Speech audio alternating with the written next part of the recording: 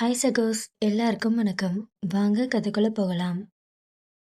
அடுத்த நாள் காலை தியாவின் வீட்டில் ஒரே போர்க்களமாக இருந்தது. தியா தன் அம்மாவின் அலமாரியை திறந்து ஒரு அழகான சிவப்பு நிற காட்டன் புடவையை எடுத்திருந்தாள். ஆனால் அதை சுற்ற தெரியாமல் தடுமாறிக் கொண்டிருந்தாள்.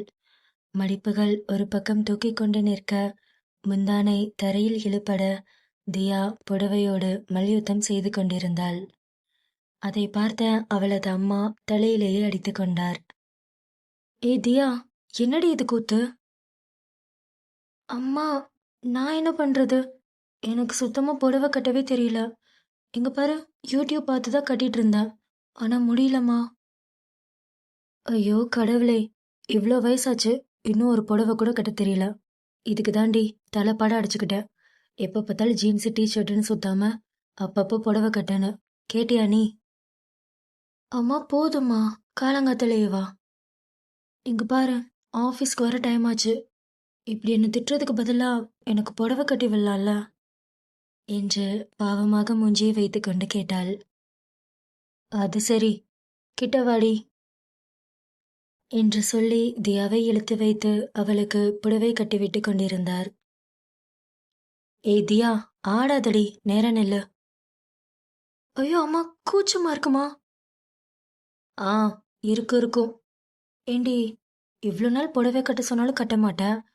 இன்னைக்கு நீயே என் பீரோவை திறந்து புடவையெல்லாம் எடுத்து கட்டுற, ஆச்சரியமா இருக்கே என்று அவள் அம்மா கேட்க தியா தன் கண்களை உருட்டியபடி சமாளித்தாள்.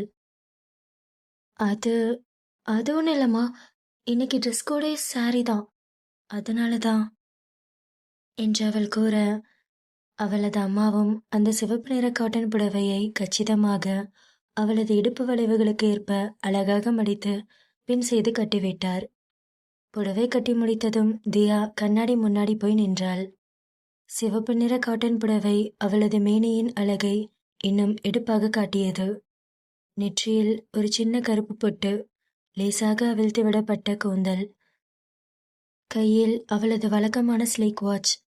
முதன்முறையாக தன்னை முழு புடவையில் பார்த்த தியாவுக்கே தன் அழகை பார்த்து ஆச்சரியமாக இருந்தது. சரியாக அதே நேரத்தில் அறைக்குள் நுழைந்த காவ்யா தியாவை பார்த்ததும் அப்படியே வாயடைத்து போய் நின்றாள். தியா வழக்கமாக போடும் வெஸ்டர்ன் வியர்ஸுக்கு பதிலாக இப்படி புடவையில் தேவதை போல நிற்பதை அவளால் நம்பவே முடியவில்லை. அடேங்கப்பா, அம்மா, யாரும்மா இது? நம்ம தியாவா இது? அம்மா பாருங்களேன், அக்கா இந்த சாரியில செம்மையா இருக்கால. ஆனா ஏதோ பெரிய ஹீரோயின் மாதிரி சீன் போடுறா. அதெல்லாம் இருக்கட்டும்க்கா, என்னைக்கும் இல்லாம இன்னைக்கு சாரியெல்லாம் கட்டியிருக்க. என்ன, ஆஃபீஸில் உன் பாய் ஃப்ரெண்ட் சாரி கட்டிட்டு வர சொன்னானா என்று சொல்லி உறக்க சிரித்து கிண்டல் செய்தாள். தியாவின் முகம் சட்டென்று செவ்வானமாக சிவந்தது. ஏய் காவியா, சும்மா உளராத. அதான் ஃபங்க்ஷன்னு சொன்னேன்ல, இன்னைக்கு ட்ரெஸ் கோடே சாரி தான், அதனால தான் என்று சொல்லி தட்டு தடுமாறி நகர்ந்தாள். அம்மாவும் தியாவை பார்த்து பூரித்து போனார். ஏய் தியா, நிஜமாவே இன்னைக்கு நீ எவ்வளோ லட்சணமா இருக்கடி, ஏன் கண்ணே பற்றும் என்று சொல்லி அவளுக்கு திருஷ்டி எடுத்தார். தியா தன் ஹேண்ட்பேக்கை எடுத்துக்கொண்டு விக்ரமின் நினைவுகளோடு அவனை சந்திக்க போகும் அந்த தகிக்கும் தருணத்தை எண்ணி இதய துடிப்பு எகிற ஆஃபீஸிற்கு புறப்பட்டாள். ஆஃபீஸில் அந்த விழா நடக்கும் அந்த கிராண்ட் லக்ஸரி ஹால் விழா கோலம் பூண்டிருந்தது. எங்கும் வண்ண விளக்குகளின் அலைபாயும் வெளிச்சம், மெல்லிய பின்னணி இசை, உயர் ரக பிசினஸ் பிரமுகர்களின் கலகலப்பான உரையாடல்கள் என கோட் சூட் மற்றும் டிசைனர் உடைகளில் விருந்தினர்கள் மற்றும் அங்கே வேலை செய்யும் ஸ்டாஃப்ஸ்கள் வலம் வர, விக்ரமோ மேடைக்கு அருகில் இருந்த விஐபி சோஃபாவில் மிக கம்பீரமாக அமர்ந்திருந்தான். ஒரு கையில் கூல்ட்ரிங்க்ஸ் கிளாஸை சுழற்றியபடி கோல்ட் சிஇஓ கெத்துடன் உரையாடி கொண்டிருந்த அவனது பார்வையில் வழக்கமான அந்த அலட்சியம் தாண்டவமாடியது. அப்போது சட்டென்று நுழைவாயில் கதவு திறக்கப்பட அனைவரின் பார்வையும் அங்கே திரும்பியது. விக்ரமும் கேஷுவலாக தன் தலையை திருப்பி பார்த்தான். அவ்வளவுதான். அவனது கையில் இருந்த கிளாஸ் அப்படியே காற்றில் உறைந்து நின்றது. அங்கே தியா நடந்து வந்து கொண்டிருந்தாள். முதன்முறையாக அவள் அணிந்து வந்திருந்த அந்த அடர் சிவப்பு நிற காட்டன் புடவை அவளது இடுப்பு வளைவுகளையும் மேனி அழகையும் அத்தனை கச்சிதமாக எடுத்து காட்டியது. லேசாக அவிழ்த்து விடப்பட்ட கூந்தல், நெற்றியில் குட்டி பொட்டு, உதட்டில் அந்த ரெட் லிப்ஸ்டிக் என தேவதை போல நின்றவளை பார்த்து விக்ரம் அப்படியே ஃப்ளாட் ஆனான். அவனது கண்கள் அகல விரிந்து அவளை மேலிருந்து கீழ் வரை ஸ்கேன் செய்தது. அடி பாவி, சாரி கட்ட மாட்டேன்னு சொன்னா, எனக்காக சர்ப்ரைஸாக கட்டிட்டு வந்தாளா? ராட்சசி, இந்தியாவா இது என்று அவனுக்கு ஒரு நிமிடம் மூச்சு முட்டியது. சிறிது நேரத்தில் ஃபங்க்ஷன் கோலாகலமாக தொடங்கியது.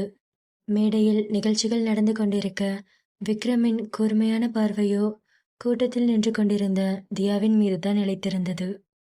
விக்ரம் அவளை அணு அணுவாக சைட்டடித்தான். குறிப்பாக அவளது சிவப்பு புடவையின் இடைவெளியில் லேசாக தெரிந்த அவளது இடையை அவன் கண்கள் அனலாக வெறித்து பார்த்தன. தியாவிற்கு அவனது பார்வையின் உஷ்ணம் அப்பட்டமாக உரைத்தது. சட்டென்று தியா தன் சேலை முந்தானையை லேசாக மேலே உயர்த்தி தன் இடையை மறைக்க முயன்றாள். அதை மறைத்துவிட்டு விக்ரமை பார்த்து தன் புருவங்களை உயர்த்தி, எப்படி பார்க்கறான் பாரு, மறுபடி பார்த்த கொன்றுவ என்று கூறுவது போல செல்லமாக முறைத்தாள். அதை பார்த்த விக்ரமின் இதழ்களில் ஒரு ஆபத்தான புன்னகை அரும்பியது.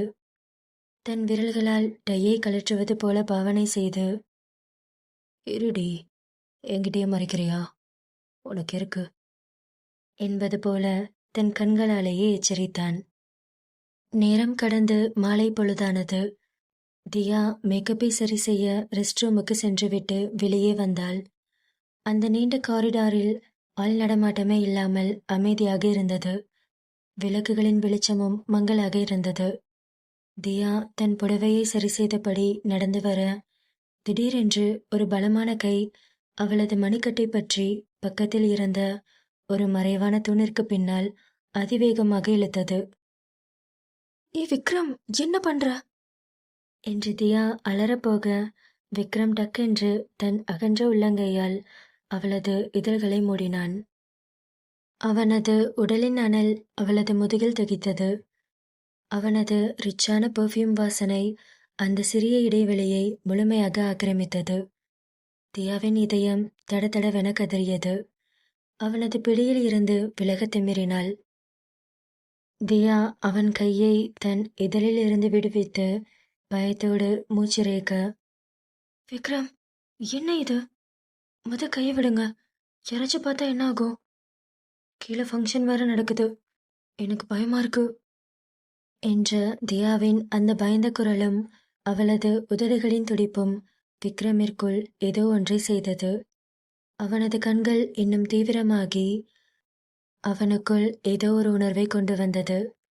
அவன் தியாவின் 2 கைகளையும் பிடித்து சுவரோடு சேர்த்து லாக் செய்தான். என்ன, பயமா இருக்கா? ஏண்டி, காலையிலிருந்து இந்த ரெட் சாரியில என் கண்ணு முன்னாடி வந்து என்ன சோதிச்ச, அப்போ தோணலையே அந்த பயம்? அது நீ தானே புடவை கட்டிட்டு வர சொன்ன, அதான். ஆமா, நான் தான் கட்டிட்டு வர சொன்னேன். ஏண்டி, உன்னை சாரி கட்டிட்டு வர சொன்னா இப்படியே கண்ட்ரோலே பிரேக் பண்ற மாதிரி இவ்வளோ அழகா தேவதை மாதிரி வருவியா? தியா, சத்தியமா என்னால முடியல. காலையில உன்னை சாரியில பார்த்ததுல இருந்து இதோ இந்த ஹிப்பை பார்த்து எனக்கு பிளட் ப்ரெஷர் ஏறிட்டே இருக்கு தெரியுமா? இப்போ வரைக்கும் கண்ட்ரோல் பண்ணிட்டு இருக்க என்று கூறிய விக்ரம் தன் முகத்தை அவளது கழுத்து வளைவில் புதைத்து ஒரு ஆழமான முத்தத்தை பதித்தான். அவனது இதழ்கள் அவளது மென்மையான கழுத்தில் உரசிய போது தியாவுக்கு உடம்பெல்லாம் கூசியது. விக்ரம், என்ன இது, சும்மா இருங்க என்று தன் கண்களை இறுக்கமாக மூடிக்கொண்டு அவனது தோள்களை பற்றினாள். ஆனால் விக்ரம் அவளது பேச்சை கேட்கவில்லை. மெதுவாக தன் வலது கையை அவளது இடைக்கு கொண்டு வந்தான். அவளது மென்மையான இடுப்பின் வளைவின் மீது விக்ரமின் விரல்கள் பட்ட அடுத்த நொடி தியாவின் உடம்பில் ஒரு மின்சார அதிர்வு பாய்ந்தது.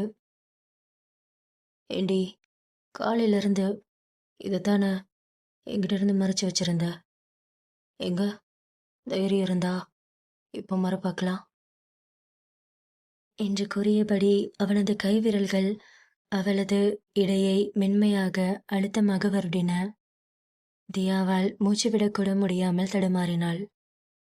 விக்ரம், என்ன இது?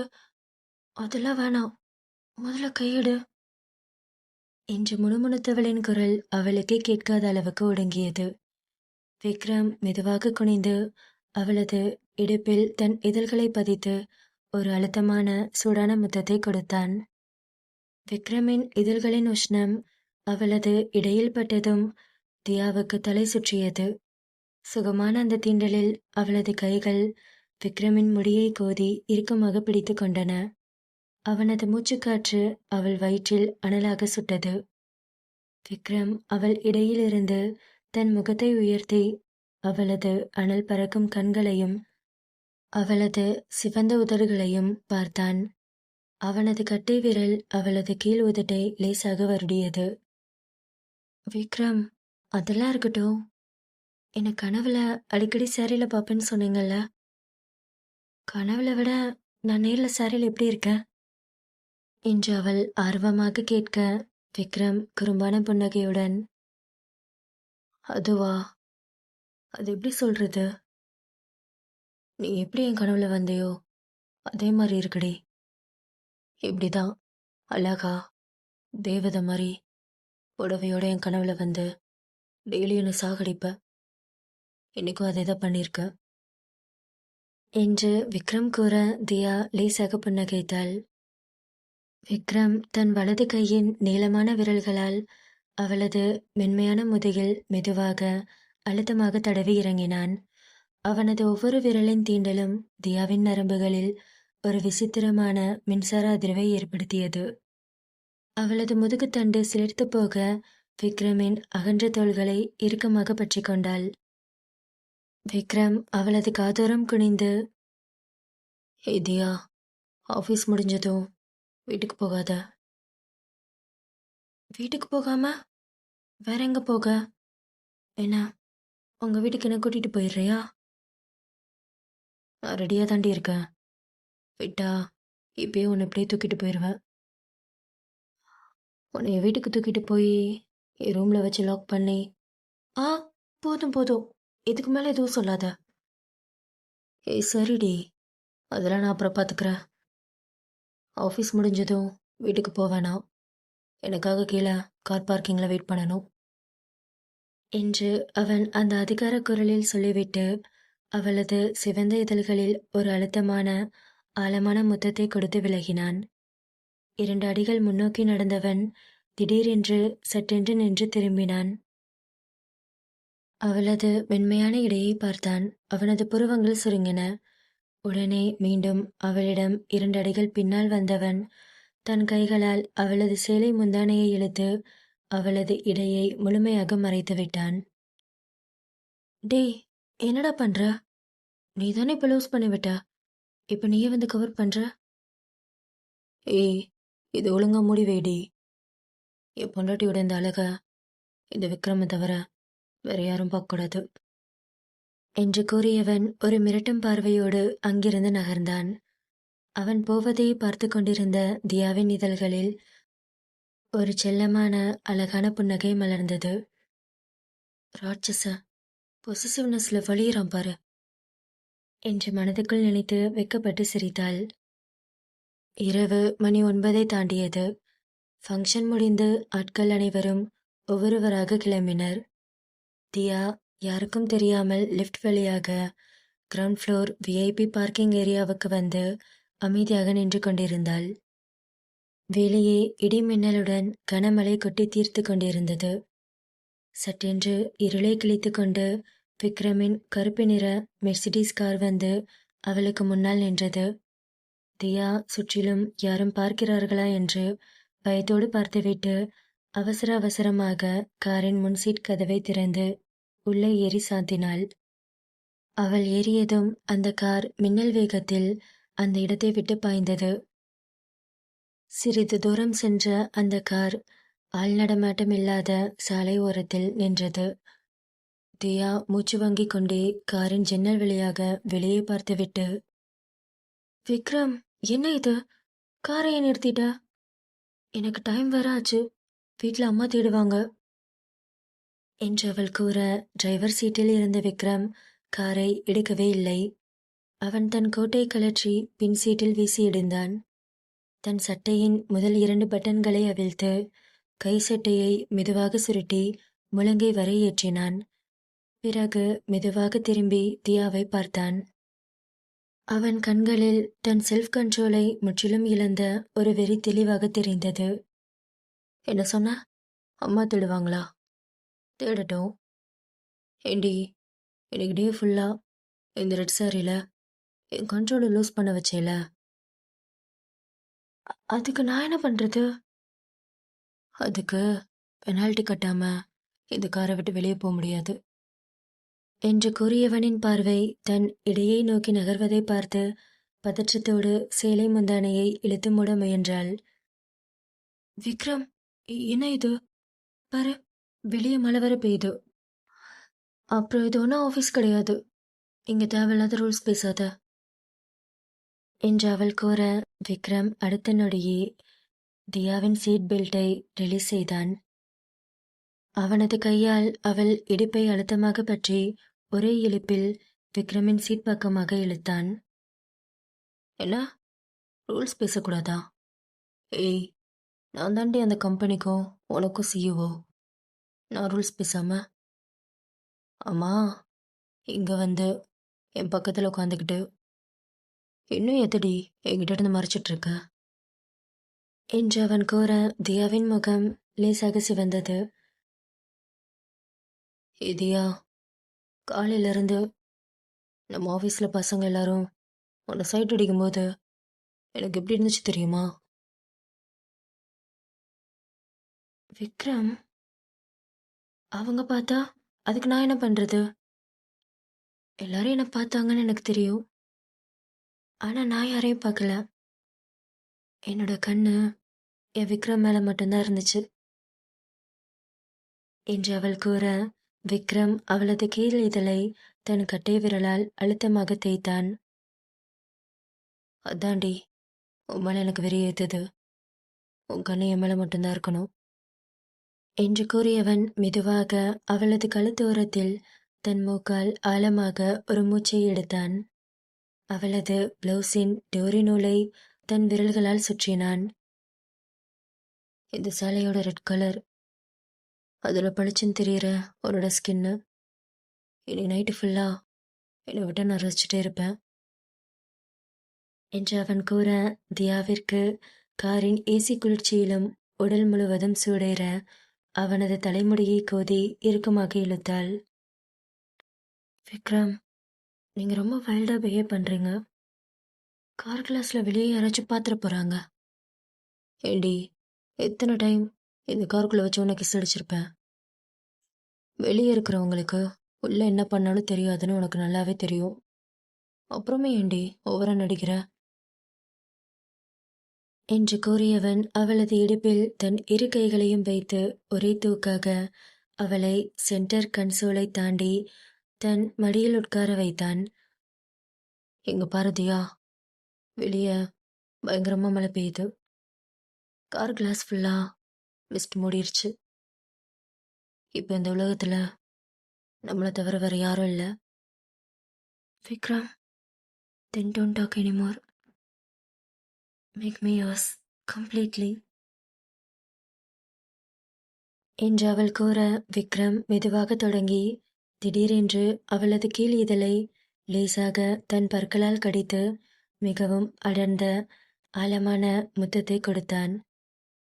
அவனது கைகள் அவளது முதுகிலும் இடையிலும் வளைந்து நெளிந்து நகர வெளியே இடியும் மழையும் வெடித்து சிதறின. காரின் உட்புறமோ அவர்களின் கட்டுக்கடங்காத காதலின் உஷ்ணங்கள் உச்சத்தை நோக்கி போய் கொண்டிருந்தது. இந்த கதையுடைய அடுத்த பாகம் சீக்கிரமே நம்ம சேனலில் வந்துடும். மறக்காம சேனலை சப்ஸ்கிரைப் பண்ணிக்கோங்க. கதையை பற்றின உங்கள் கருத்துக்களை கமெண்ட்டில் சொல்லுங்கள். கதை பிடிச்சிருந்ததுன்னா வீடியோக்கு மறக்காம ஒரு லைக் பண்ணிக்கோங்க. அவளும் நானும் தொடர்கதையின் ஒரு புதிய அத்தியாயத்தில் உங்களை வந்து சந்திக்கிறேன். தேங்க்ஸ் ஃபார் வாட்சிங்.